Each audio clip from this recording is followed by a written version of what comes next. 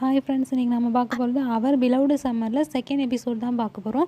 இப்போ லாஸ்ட் எபிசோடில் என்ன ஆயிருக்கும்னா, நம்ம ஹூக் வந்து சோயாங்கை பார்க்கறதுக்காக போயிருப்பாங்க. அப்போ வந்து நம்ம சோயாங் வந்து என்ன பண்ணியிருப்பாங்கன்னா, ஒரு ஸ்ப்ரே பாட்டிலை கொண்டு வந்து நம்ம ஹூக் முன்னாடி நின்றுருப்பாங்க. இதோட லாஸ்ட் எபிசோட் முடிஞ்சிருக்கும்.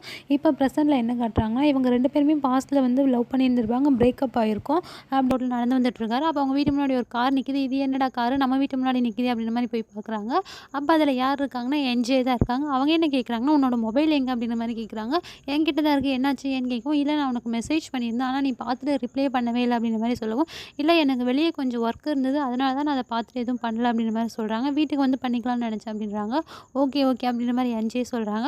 அது மட்டும் இல்லாமல் உனக்கு என்ன பிடிக்குமா பிடிக்காதா, ஏன் எப்போ பார்த்தாலும் என்னோட மெசேஜ் எனக்கு ஒரு கால் கூட பண்ண மாட்டேன் அப்படின்ற மாதிரி கேட்கும். அப்படிலாம் இல்லையே, என்னடா சொல்லலாம் அப்படின்ற மாதிரி யோசிக்கிறாங்க. அப்படியெல்லாம் இல்லை, எனக்கு கொஞ்சம் ஒர்க் இருந்ததுனால தான் என்னால் ரிப்ளை பண்ண முடியல அப்படின்ற மாதிரி நம்ம சயாங் சொல்கிறாங்க.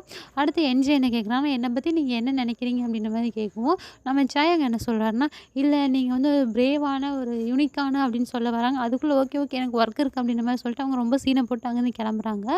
அதுக்கப்புறமா அந்த கேமராமேனை காட்டுறாங்க. அவன் வந்து என்ன பண்ணுறான்னா, அந்த டாக்குமெண்ட்ரியை பார்த்துட்டு யாருக்கோ கால் பண்ணி, நான் வந்து அந்த டாக்குமெண்ட்ரியை எடுக்கிறேன் மறுபடியும் அப்படின்ற மாதிரி இன்ஃபார்ம் பண்ணுறாங்க.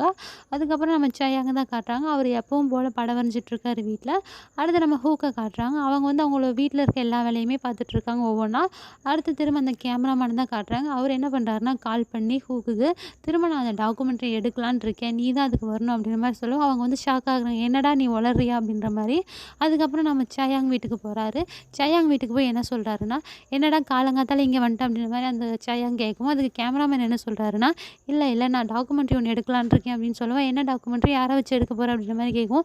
உன்னை வச்சு தான் எடுக்க போகிறேன் அப்படின்றாங்க. ஒத்துக்கு எங்கள் அப்பாவோட கடைக்காக எடுக்க போறியா அப்படின்ற மாதிரி கேட்கும்.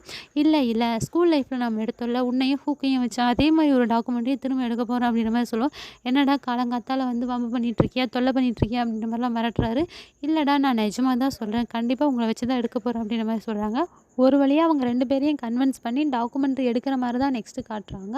அடுத்து என்ன நடக்க போகுது அப்படின்றது எல்லாமே நெக்ஸ்ட் எபிசோடில் பார்க்கலாம். நம்ம சேனலை சப்ஸ்கிரைப் பண்ணாதவங்க சப்ஸ்கிரைப் பண்ணிடுங்க. நம்ம சேனலோட எக்ஸ்ப்ளனேஷன் உங்களுக்கு பிடிச்சிருந்தா லைக் பண்ணுங்கள், ஷேர் பண்ணுங்கள், கமெண்ட் பண்ணுங்கள்.